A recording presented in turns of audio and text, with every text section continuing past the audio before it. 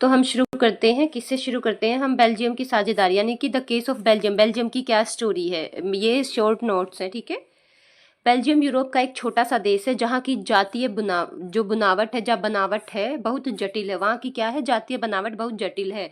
उधर आबादी का बंटवारा कैसे हुआ है? 59 लोग फ्लेमिश इलाके में रहते हैं और जो डच बोलते हैं, ये ध्यान रखना, वो क्या बोलते हैं? डच बोलते हैं, वो डच बोलते हैं। और जो 40% लोग हैं वो बेलेविया बेलेविया यानी कि ये बेबी आएगा इधर, बेलेविया इलाके में रहते हैं और क्या बोलते हैं? फ्रेंच बोलते हैं, ठीक है। बाकी जो बच गए 1% जर्मन बोलते हैं, ध्यान रखना आप लोग, ठीक है।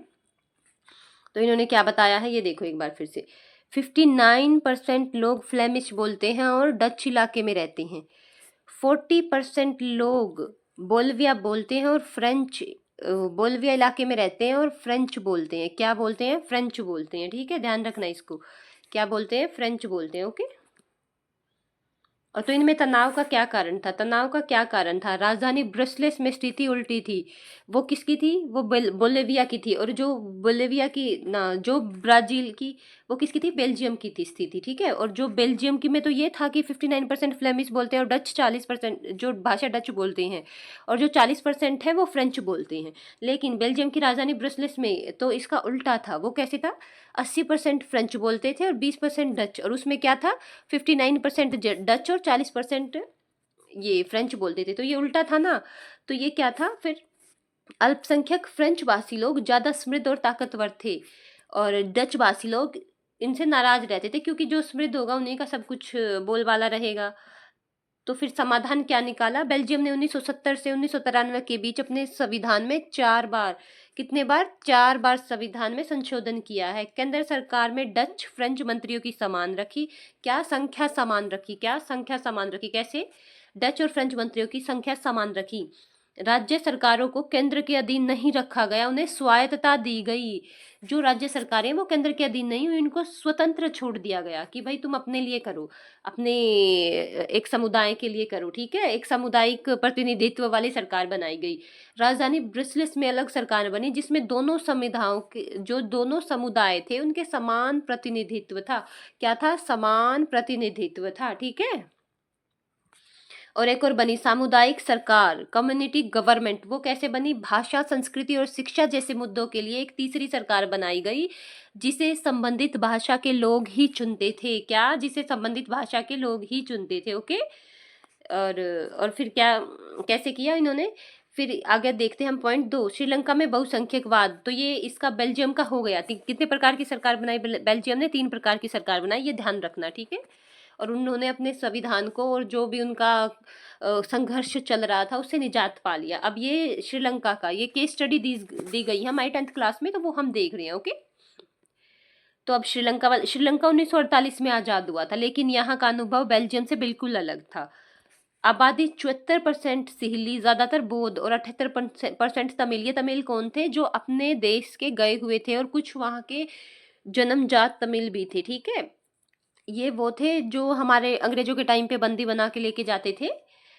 और अब आगे देखो, बहुसंख्यकवाद। सिहली समुदाय ने अपनी संख्या के बल पर शासन पर कब्जा जमा लिया। किसने? सिहली ने। 1956 के कानून के तहत सिहली को एकमात्र एकाधिकारिक भाषा घोषित कर दी। ये क्वेश्चन पूछ लिया जाता है, इसको ध्यान रखना, ठीक है। नौकरी और विश्वविद्यालयों में सिहलियों को प्राथमिकता दी गई। बौद्ध धर्म को राजकीय संरक्षण दिया गया। और इसके फिर परिणाम क्या हुए? परिणाम ये हुए कि इससे तमिलों में बेगानेपन की भावना जगी। गृह युद्ध, सिविल वार हो गया। क्या हो गया? सिविल वार हो गया, जिससे आर्थिक और सामाजिक स्थिति खराब हो गई। क्या? जिससे आर्थिक और सामाजिक स्थिति खराब हो गई, ठीक है। अब ये देखो, सत्ता की साझेदारी क्यों जरूरी है।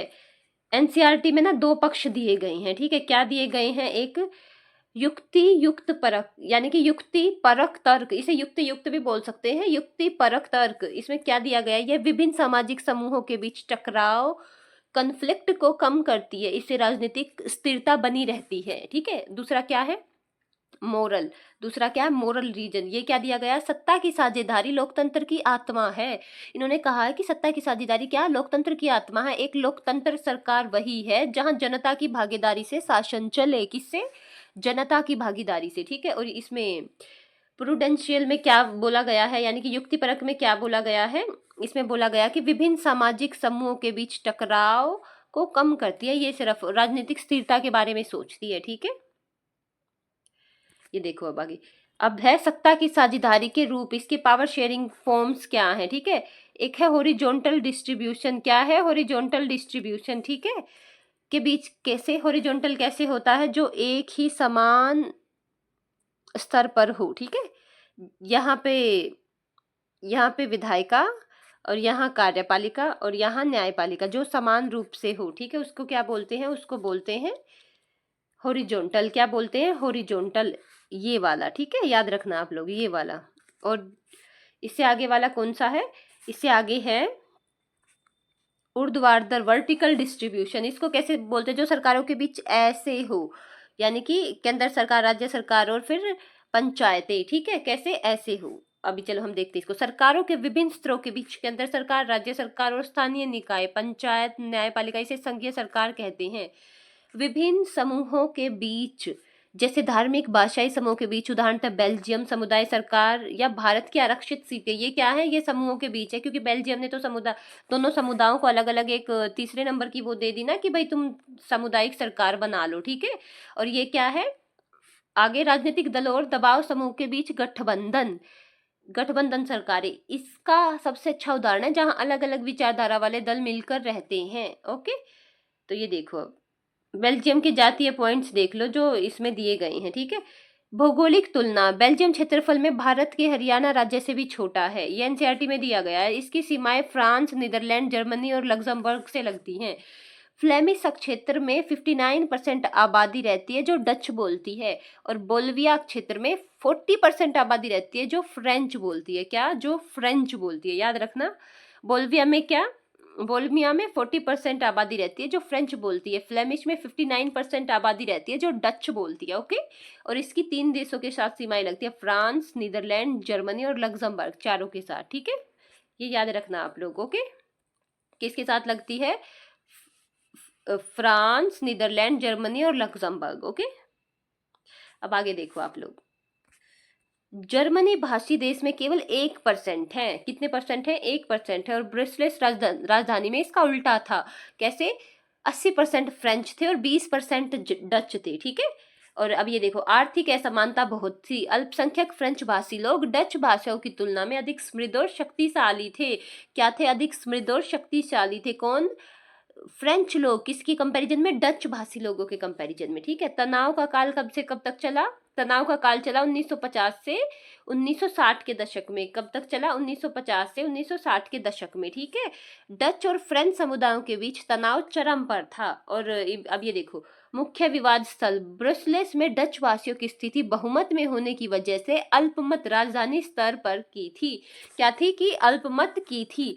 अब ये देखो, यही विवाद स्थल था कि ब्रुसेल्स में डच वासी ज्यादा थे और जो राजधानी जो बेल्जियम है उसमें डच बातों की स्थिति कम थी ब्रुसेल्स में, और बेल्जियम में डच वासी ज्यादा थे।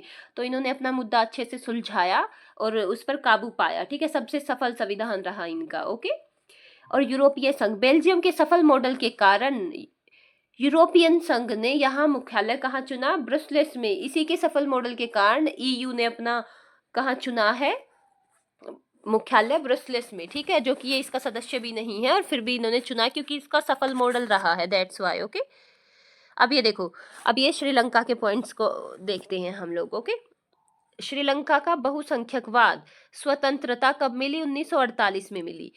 सिहलिय सबसे बड़ा भाषाई समूह 74% है जो मुख्य रूप से बौद्ध अपनाते हैं, और तमिल 18% आबादी के थे। कुछ श्रीलंकाई तमिल जो 13% थे, और भारतीय मूल के तमिल 5% थे। ठीक है, और ईसाई, श्रीलंका में 7% लोग ईसाई अपनाते थे जो सिली और तमिल दोनों भाषाएं बोलते थे। जो ईसाई थे 7%, वो सिली और तमिल दोनों भाषाएं बोलते थे। अब ये देखो, 1956 का अधिनियम, इसमें क्या कर दिया था? सिहली को एकमात्र राजभाषा बना दिया था, तमिल की अपेक्षा कर दी गई थी। तो इसकी उन्होंने 1956 में क्या किया? सिली को राजभाषा बना दिया और तमिल की अपेक्षा कर दी। कैसे कर दी तमिल की अपेक्षा? कि उसके बारे में उन्होंने पूछा ही नहीं। और आगे क्या था? विश्वविद्यालय प्राथमिकता, और नौकरियों में भी तमिल भाषाओं को प्राथमिकता नहीं दी, सिर्फ सिहलियों को दी। किसको दी? सिहली भाषी लोगों को। ठीक है, और अब ये देखो, राज्य का धर्म भी उन्होंने एक ही बना दिया। संविधान के अनुसार सरकार बौद्ध धर्म को संरक्षण और बढ़ावा देने लगी, ठीक है। श्रीलंकाई तमिलों की मांग, ईलम, मतलब जो श्रीलंकाई तमिल थे, जो कन्फ्लिक्ट हमारे इंडिया तक भी आया था, उसमें वो क्या बोल रहे थे कि हमें इलम चाहिए, यानी कि स्वतंत्र राज्य दे दो, कि श्रीलंका के दो टुकड़े कर दो, क्षेत्रीय स्वायत्तता, भाषा के आधार पर समानता की मांग। इसी इसकी जो मांग कर रहे थे वो एक लिट्टे आतंकवादी समूह बना था, ठीक है। ये देखो, ये रहा लिट्टे, तमिल के अधिकारों के लिए सशस्त्र करने वाला संगठन था, और इस लिट्टे की वजह से ही हमारे देश के प्रधानमंत्री श्री राजीव गांधी जी का मर्डर हुआ था। इस लिट्टे के समूह ने ही किया था, ठीक है। और अब आगे देखो, गृह युद्ध का अंत कब हुआ? ये 2009 में जाकर खत्म हुआ। और कब शुरू हुआ था? 1956 में शुरू हो गया था, ठीक है। बेल्जियम ने कैसे अपनी साझेदारी, कैसे इस श्रीलंका से ये ज्यादा सही रहा? बेल्जियम की साझेदारी, संवैधानिक संशोधन। बेल्जियम ने 1970 से 1993 के बीच 4 बार अपना संविधान बदला। मंत्रियों की समानता, केंद्र सरकार में डच फ्रेंच मंत्रियों की संख्या बराबर तय की गई। क्या की गई? बराबर तय की गई, ओके। और विशेष कानून इन्होंने क्या बनाया कि कुछ कानूनों के लिए दोनों भाषाई समूहों को सांसदों में बहुमत की आवश्यकता होती है। शक्तियों का हस्तांतरण कैसे किया? केंद्र सरकार की कई शक्तियां क्षेत्रीय सरकार, स्टेट गवर्नमेंट को दी गई। अधीनता का अभाव, राज्य सरकारें केंद्र सरकार के अधीन बिल्कुल भी नहीं थी, उनको स्वतंत्र छोड़ दिया गया। और क्या किया? ब्रसलेस सरकार, यहाँ भी दोनों समुदायों का समान प्रतिनिधित्व स्वीकार किया गया। एक सामुदायिक सरकार बनाई गई थी इसी के अकॉर्डिंग, ठीक है। क्या बनाई गई थी? सामुदायिक सरकार। एक सामुदायिक सरकार बनाई गई थी। इसका चुनाव एक ही भाषा बोलने वाले लोग करते थे ताकि वो अपनी संस्कृति को बढ़ा सकें। इसमें ये देखो, सांस्कृतिक अधिकार, सामुदायिक सरकार को सांस्कृतिक, शिक्षा और भाषा जैसे मसलों पर फैसले लेने का अधिकार था। किसको? सामुदायिक सरकार को, क्योंकि वही उनके बारे में सोच सकती है, क्योंकि एक ही समुदाय के लोग चुनकर आते थे। और इसीलिए ना ईयू ने भी यहाँ इसके अद्वितीय मॉडल के कारण ईयू ने अपना ब्रुसेल्स में क्या बनाया? हेडक्वार्टर बनाया, ठीक है। बेल्जियम का मॉडल दुनिया के लिए विविधता के प्रबंधन का बेहतरीन उदाहरण है। क्या है? बेहतरीन उदाहरण है। और शांतिपूर्ण इन्होंने सह अस्तित्व किया। इस मॉडल ने देश को भाषाई आधार पर टूटने से बचा लिया। क्या कर लिया? भाषाई आधार पर टूटने से बचा लिया। तो फ्रेंड्स, आज के लिए इतना ही। Thank you so much. अगर आपको सीरीज अच्छी लग रही है तो keep follow, keep support. Thank you so much.